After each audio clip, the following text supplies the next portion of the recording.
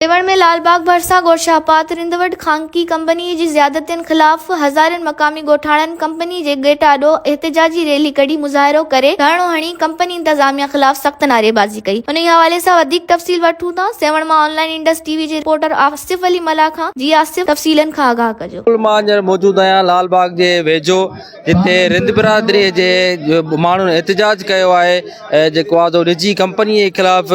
अचो त उन्हनि सां ॻाल्हि ॿोल कयूं त उन्हनि जो छा चवणु आहे। असांजा मुतालबात OGDCL जी इंतिज़ामिया सां इहा ई आहे जो काफ़ी टाइम खां असांजा जेके हिते बलोच लोकल माण्हू हिते आबाद आहिनि, हुननि जूं वॾनि जूं ज़मीनूं या ही कुदरत अल्लाह साईं जी तरफ़ां हिकिड़ा इहे असबाब पैदा कया विया आहिनि त उते त लोकल माण्हुनि खे अहमियत ॾिनी वञे, पर उन्हनि खे छॾे करे ॿाहिरियां माण्हुनि खे हिते भर्ती कयो थो वञे ऐं लोकल माण्हुनि खे नज़रअंदाज़ कयो थो वञे। जेकॾहिं हू पंहिंजे हक़ जी ॻाल्हि कनि था त उन्हनि खे हिरासां कयो थो वञे पुलिस जे थ्रू त जीअं हू माठ कनि, लेकिन असां माठ करण वारा न आहियूं ऐं अॼु हिन एहतिजाज खे अञा इनशाअल्लाह असां वसी कंदासीं ऐं हिते ई धरणो हणी वेही रहंदासीं जेकॾहिं असांजा मुतालबा तस्लीम न कया ऐं उहे बि असांजा जाइज़ मुतालबात आहिनि। मुतालबो इहो असां हितां क़दीमी ॻोठनि जा वसी आहियूं।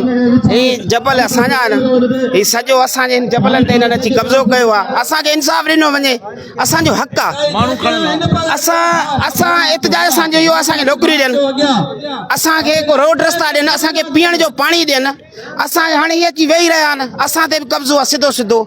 असां सां इंसाफ़ कयो वञे। मुतालबो इहो आहे त इहे असांजे घरनि विच में असांजे सर्वे ज़मीन में कैंप आहे, जेके हिननि जेके सर्वे पिया कनि, असांजा वण वढनि पिया, उनजो मुआवज़ो कोन ॾिनो, असांजे फसल तबाह कया अथनि, असांजे क़ब्रिस्तान बेहरमती कई आहे। असां हिनखे चऊं था बाबा असांजी क़ब्रिस्तान बेहरमती न कयो, जेके तव्हां डेली वेज मज़दूर लॻाया आहिनि उहे बि असांजे लोकल लॻायो, ॿाहिरि न खणी अचो।